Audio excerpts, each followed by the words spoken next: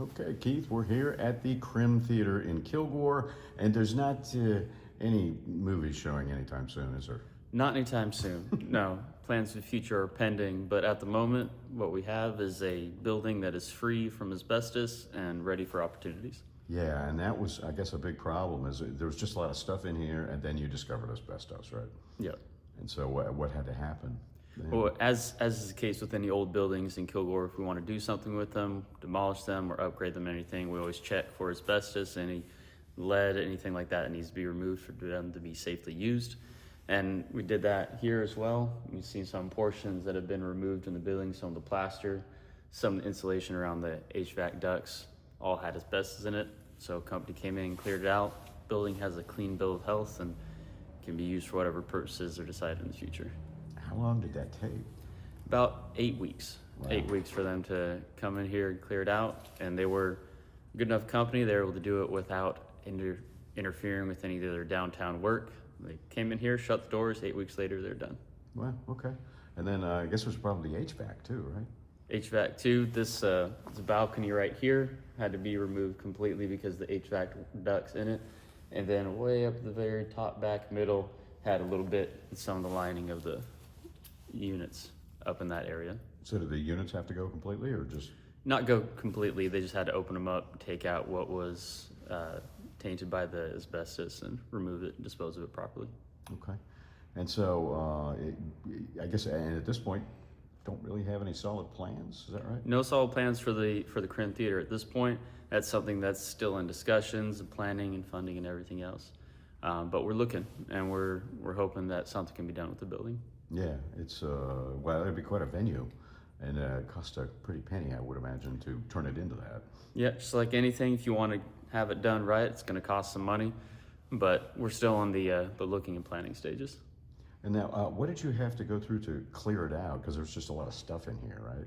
We had just about the entire Parks and Facilities Department, myself included, down here, took a whole 8-hour day, multiple loads of our brush truck, filling it just with things that had been rotting in here one time or another. We don't have exactly, you can see the pond behind me, it's not a watertight facility, so there's a lot of things in here that were forgotten and falling apart. We got all the trash out and made room for the guys to come in and do the work to get the building to where it is. So did you find anything crazy in all that mess? No, just things that had been forgotten, things that had been in pieces, and a lot of water damage, a lot of rust. Yeah, because obviously you have some leakage issues here. So how long do you think this place will sit before a decision is made? You know, you never can tell. You never can tell. We know that it's something that's on the minds of the people over there working at the city, but there's a lot of things in Kilgore that need love and attention. A lot of things need to be fixed, and this is just one of them. So what's the history of this place? Can you tell me a little about that?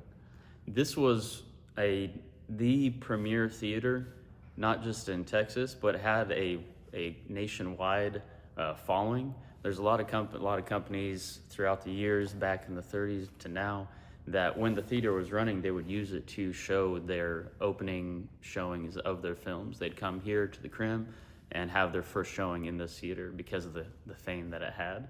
And obviously a little gem in the downtown of Kilgore for everybody that lived here over the years. So it's got a name for itself even outside of our own downtown corridor. Wow, so it's premieres, I guess. Mm-hmm. Yeah, wow. So do you know when it kind of closed down? I'm not sure of that myself. I'm not sure when it closed down, but it's been down for quite a while. Yeah. The architect that we had come look at it to see the state of the building remembered, I think 20 years ago, also coming to look at the building. So it's been shut down for quite some time.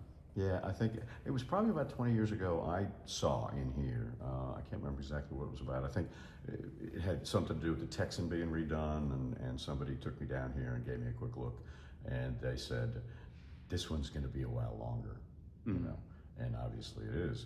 So, you know, is there kind of some speculation that maybe it'll be another venue and you guys will have multiple venues to offer people?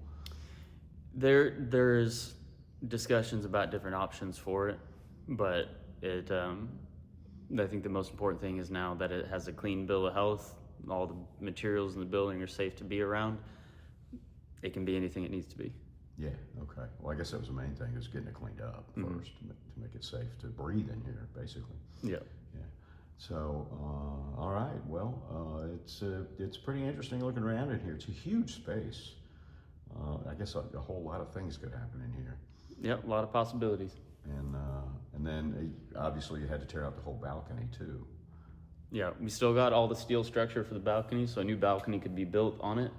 All the bones of the building are good per the architect and engineers that looked at it. But it's just there's going to be a lot of work to put that all back together if we went that route. Right. Okay. Anything you'd like to add? No, I think that's it. Yeah. All right. Well, thanks a lot. Appreciate it. All right.